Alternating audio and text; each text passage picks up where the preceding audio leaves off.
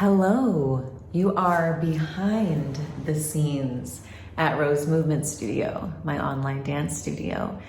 I want to do a studio tour because one of my friends, students, colleagues asked me what equipment I use and how I set things up for my online classes because they're really impressed with the quality and they can tell that I put a lot of care and effort into it, and they are right. And I'm really proud of it, so I'd like to show it off. Let's begin with the overall setup. If I was to turn you, you would see the mirror, and maybe we can get another view at some point. But anyway, here you are. This is my monitor. That's where I see your faces in dance class. And here are just like some cubbies where I keep things that I need on hand, like batteries, tape, pens. And this is my speaker setup.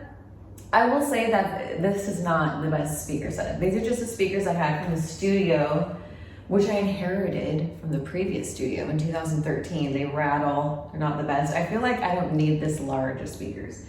I don't even get the words right. The PA on top. We'll get closer up in a minute.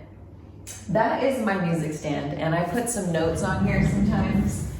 And also the phone that I play music from, it's an old phone. And maybe my microphone is there right now anyways.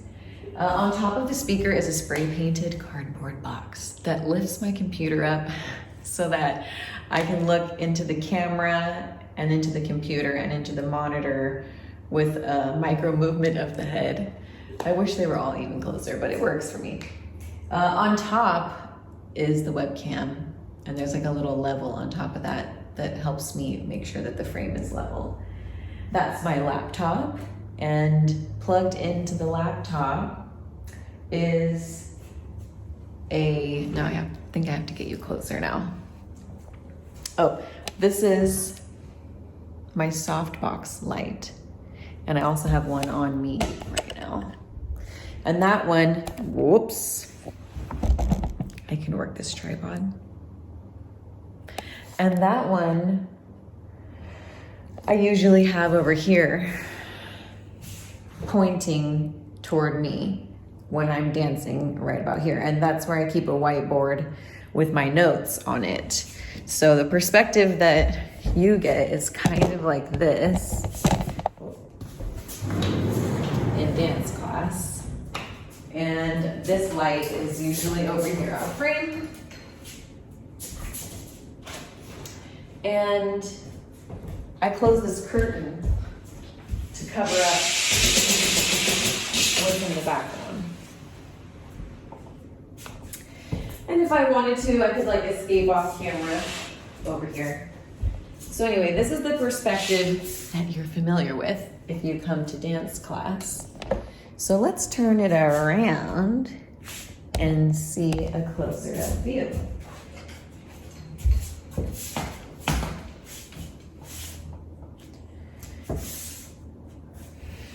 That's my microphone. Let's talk microphones for a second. That's what everybody wants to know anyways. This microphone has a sock on it right now, but I just figured this actually works pretty well as an area mic. I don't think it is. Once again, I don't think this is necessarily the best thing to get, but this is what I use. A cardioid condenser microphone. I even have the box so you can see what it is. And it does pick up the sound of my laptop running sometimes, and I have to do post-production and take the background noise of that hum out, which is annoying, and I wish that wasn't true. And maybe if I positioned it differently, that wouldn't happen. And if I also had more processing power in my laptop, it wouldn't make so much noise. So it's nice to have a powerful laptop for these things. And what else? Other equipment. Oh yeah, we're talking microphones. So I'll use this microphone for percussion class, for drum class. And I can travel all throughout this whole room and it will still pick it up. And I also use it for dance class when I have other bodies in the room, so that it just picks up the music that's being played from the speakers. And like at first I didn't want to do that because I didn't think that would be good sound quality, and it's not really the best, but it works well if you just want to like hybrid class, kind of yell over the music like you're used to in an in-person dance class. And it works just fine. It works pretty well.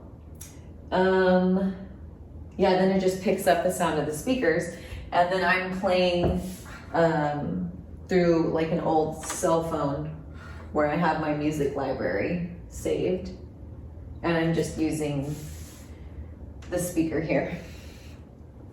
But if I want to teach dance class where the music is like piped in at a volume that I can control, and my voice is also piped in at a volume that I can control independently before it goes into Zoom, which is the platform I use for live classes, then I will use this microphone. And here's it is in the box. It's a lavalier microphone. I used this kind of clip-on one for a while, and that worked well, but then I kind of had to like control the volume of my voice, and also like when my finger cymbals passed by, like if I did a forward fold or something, maybe my hair would get on it sometimes, and I had to talk a little loud. And honestly, I don't know if this is the best microphone either. So every single thing I do, I'm not saying do the exact thing, I'm just showing you the overall, this is what I do and it works. But for whatever reason, this doesn't pick up. I had to like go in and use my screwdriver to turn up the gain on this microphone, and then, or maybe I had to turn it down. I don't remember, but I had to do some manual manipulations. And I also transitioned, here it is, from using that clip-on microphone to this one. And this is a lavalier. So instead of a lavalier lapel mic, now I'm using a lavalier ear hook face mic. I'm making that up. And then I use medical tape to put it against my cheekbone. And I don't use the poofy thing because it makes it look more obvious, and I don't think it makes that big of a difference. And this I have to like tuck into whatever I'm wearing, and then plug it into the waist pack, which I personally keep. It has a clip, but it's a really tight clip, so I just keep it on a piece of faux suit and put it on. And this is what the part looks like that you plug into the mixer, the Focusrite. So let's see, I'll put my little microphone sock over here in my brass pot where overflow things go, like whiteboard pens, sock to cover the microphone, extra finger cymbals, tape, a paper towel to wipe the whiteboard. And also I have like a box here, so cute, that has other extras that I need. Oh, the medical tape, scissors, the other microphone, I guess if I change my mind, and batteries, extra batteries for the belt pack. Because you have to keep an eye on that. You have to make sure you have your batteries and nearby, and you know how much it's charged, and you gotta charge the part that plugs into the Focusrite.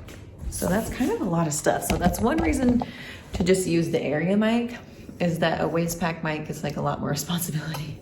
You have the batteries, and then you have this thingy, which also needs to get charged. Maybe that's why you shouldn't get the exact same thing that I have. And maybe I'll make like an Amazon not a wish list with these items so that they're all collected into one place. Okay, so there's two things over here that are important. One is I don't like this. Oh, this cord here. Okay, that's so much better. This is the Focusrite 2i2, the mixer that I use. I think I do recommend this thing. I haven't really had a problem with it. I don't know what the alternatives even are. Okay, microphone. Let's just deal with the microphone.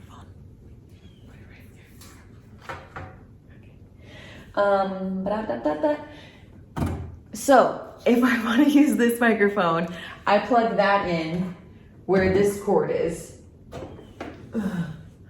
Instead, I plug the receiver. If I want to use the area mic, then I plug in this cord. And it doesn't even need phantom power, a phantom power box. This microphone usually needs power because it gets it from the Focusrite. So that's cool. Okay, and then you have to do all this work to find where the levels are and what the levels you personally need for your setup are. Oh my gosh, it is so challenging. And you have to just like record and watch it, record and watch it, record and watch it, and mess with the levels, which is why it's better if you get live with somebody and they just help you. But you're still gonna have to record and watch it because the live setup, the sound is slightly different than if you're gonna make pre-recorded material. So you might want them at different levels. Woo, it's a lot of work. So you have to take data, you have to write it down, put little marks on your equipment because you'll forget. There's so much to keep track of. And then also in the Focusrite, the reason why we use it is so that we can choose the levels for the microphone, like we were just talking about, and the music. So this does need an adapter for the Focusrite to turn it from an 1/8 inch to a 1/4 inch. And then I plug this into an old phone, and you have to figure out what levels the phone needs to be on too. I usually keep it like 2 notches below the maximum. Oh my gosh, I feel like I have like a hair in my nose, like some lint. Okay, great. Now, next up, underneath the Focusrite 2i2 mixer, so that you can control the levels of the music and your microphone, is a dock. I think it might be called a dock. It is a place where you can plug a bunch of things in because you're gonna run out of places to plug things in on your laptop. So you have to take this one cord right here, this one mini USB, plug it into your laptop and make that go into a dock, where behind that dock, plugged in, I don't know if you can see that or not, is, oh my gosh, so many things. What all is plugged in there? The Focusrite, the monitor, a power cord. Oh yeah, because it's providing power to your laptop, so that's cool. I needed to do that too because otherwise I would need a power cord. Wow, that's so cool. Otherwise I would need to plug my laptop in, and that's one more hole taken up, which I actually could do, but I only need one hole taken up. Okay, anyway, what the hell else goes in here? Honestly, I don't even know, but it is a lot of things.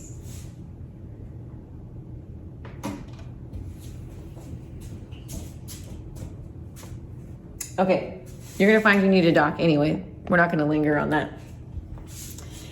This is the camera that I use. It's a Logitech 4K Pro. I don't think it's like the best camera or anything.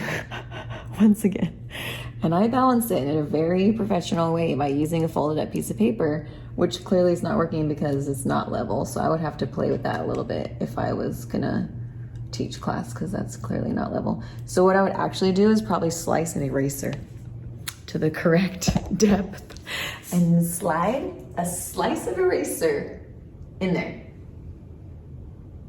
Also, when I'm teaching, I use visual aids. So I have this like TV tray with a signboard on top. And I use Scotch tape to paste like drum notation, like how the rhythm goes. And I have my own notes on a whiteboard over there that you saw already. Okay, so I feel like maybe that's it, but there's probably more information with the tech. Yeah, so, okay, if I use the microphone on my face, then I'm playing the music through this cord connected to the mixer into my phone. Not through this cord plugged into the PA. That's what I do if I want to pick up live sound, live music. So this is actually what's plugged in that will come from the mixer. So the mixer tells this what to play, and I control the volume on a different channel than this cord for live sound. I make sure to turn it all the way down. And then this one, I have to have it on the correct level, which right now it's not, and I don't know what the correct level is. So hopefully I have like a more detailed video of that. And then what all's in that dock? A lot of things are in that dock. Let's turn it around. I don't know if I can turn it around. I can't. Okay, so. I mean, I think that's the microphone. That's the power cord. That's the monitor. That's a USB cord. I don't know. That's another one. I don't know. That's another one. I don't know.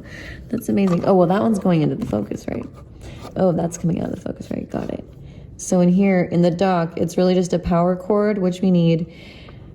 The HDMI cable for the monitor. I don't freaking know what that is. Or that. Oh my goodness.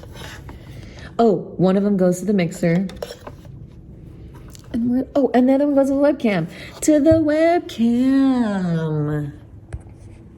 To the webcam. Because you got to plug all that stuff into your laptop.